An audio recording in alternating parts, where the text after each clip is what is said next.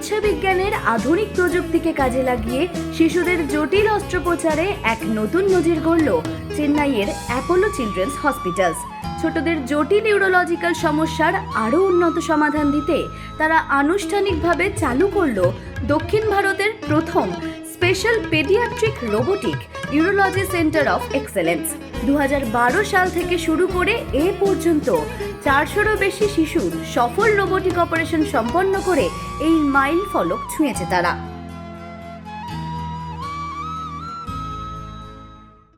সবচেয়ে চমক দেওয়ার মতো বিষয় কি জানেন? এই 400 শিশুর মধ্যে প্রায় অর্ধেক বাচ্চারই বয়স 5 বছরের নিচে।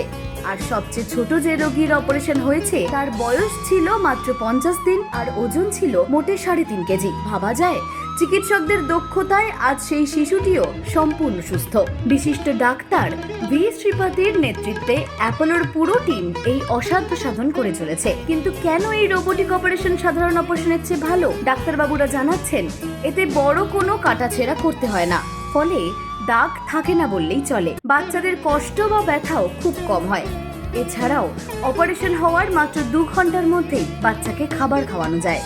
আর হাসপাতালে দিনের পর দিন পড়ে থাকতে হয় না, 24 থেকে 48 ঘন্টার মধ্যেই ছুটি হয়ে যায়। অ্যাপোলোর ডিরেক্টর সিন্ধুটি রেড্ডি জানিয়েছেন আগামী দিনে চিকিৎসা ব্যবস্থাকে আরও আধুনিক করতে রোবোটিক্স আর কৃত্রিম বুদ্ধিমত্তা বা এআই এর ব্যবহার আরও বাড়ানো হবে।